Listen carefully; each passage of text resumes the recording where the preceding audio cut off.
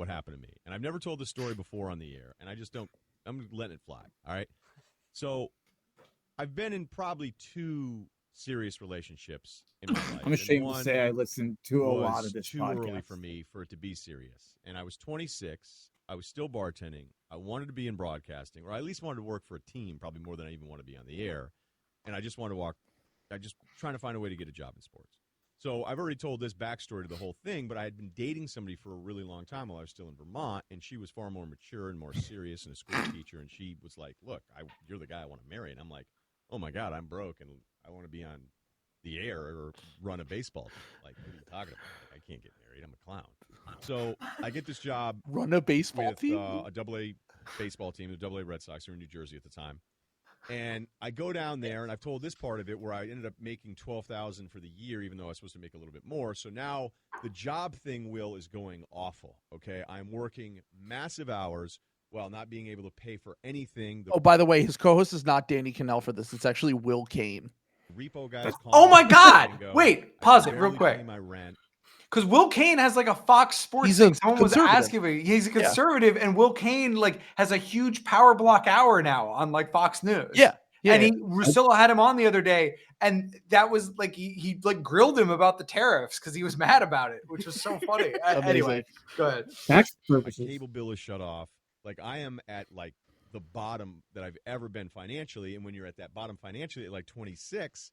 And then somebody's depending on you to be making long-term relationship decisions. Like she was so on the back burner because I was so bummed out with myself that I go, look, I'm chasing this really, really hard dream, and I'm doing it at 26 years old, and I'm making way less money than this team told me that I was going to make. So this thing's going to hell, the baseball thing. I'm calling double-A games, and I'm working all these hours, and it's going to hell, and I feel like a total loser. So she calls me up, and she goes, I need a break, right? So I go, yeah, fine. Like, take a break, whatever. Like, I'm not going to be in your future. Now, of course, like any psycho guy who's listening right now. Can I ask you a question quick? Are you in love? I don't even know if I am or not. Do you say it? Yeah. Okay. Okay, I understand. I'm 25, 26. You have to understand who that version of me was. And then all of a sudden I hear she's dating a guy that I know.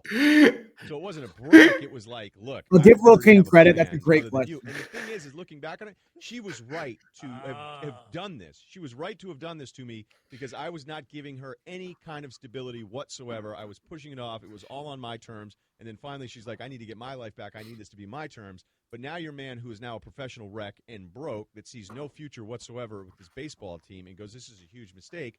The one thing that was kind of good in his life, this girl that was terrific and beautiful that liked me, was now going, you're out too.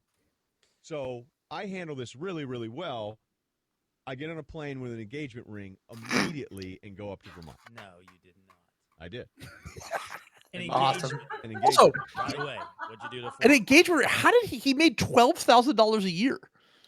How did did his parents just give him money to get an engagement ring? I think that's the subtext here a little bit. I think his dad was like he talked about working for his dad's construction company. It could be a family. It could be a family thing too. Yeah, family ring. Yeah. Inherited. Mother at the time owned a store. They sold jewelry. She FedExed me a ring and said, "You owe me this much money." And I said, "Done."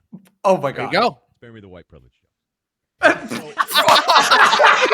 father calls me and goes, Ryan, I heard what you're doing, and I just want to be on the record that I think this is an absolutely terrible idea. This is really bad. And I go, yep, I'm doing it.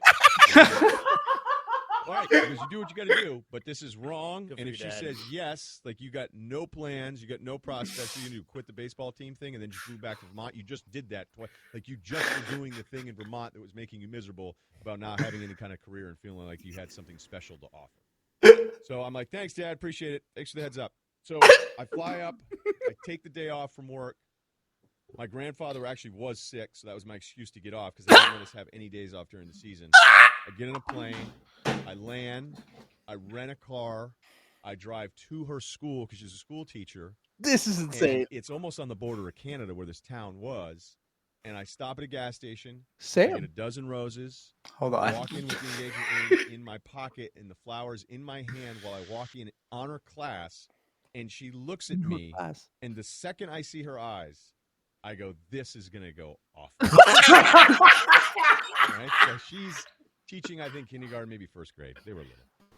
And she looks at me and not with like this excitement or a little twinkle, more of like, hey, what the hell are you doing here?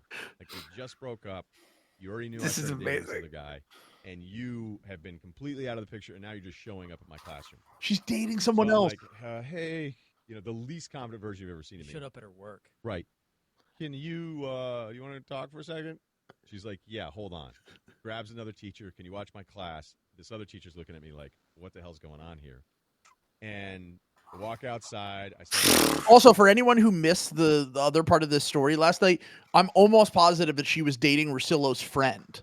Yes, at this time. He said that, yeah. hey, and I thought, like, look, I talk for a living, or at least I do now, but then I still thought I was polished enough. Thought you had it. Like, look, I'm driving past these things. I see that trailer park, and I think, as bad as that is, as long as I had somebody like you, I could still be happy, and I could wake up every day, and I'd be fine, and now that's what I get, and that's what I never understood, and, like, we're going to make this work, and whatever, down on a knee, and I can't even get it out. I can't even get it out where she's, like, bawling, going, no, In front of a bunch of Are you children. down? I'm down on one knee. I'm like, will you make, no. She's bawling. She's like, stop. No, not happening. And meanwhile, as this happened, remember that scene from Meet the Parents when Ben Stiller is going to have all the kids with a sign through the window going, will you marry me? Yes. Because they didn't have a sign at my school, all right? They were just looking out the window while the entire staff was looking out the window at me failing, bombing miserably in a proposal of marriage. And so now I get up and I'm like, what's the problem? And she's like, this is all I ever wanted forever. And now you do it. And of course you do it now when I don't want you around. And like, we have major issues. I've already started dating somebody else. And I'm like, well, do you want to just like get a movie or something this weekend?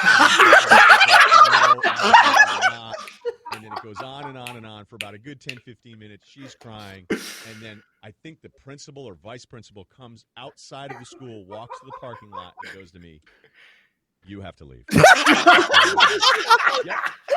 I'm out of here. I appreciate it. Thank you.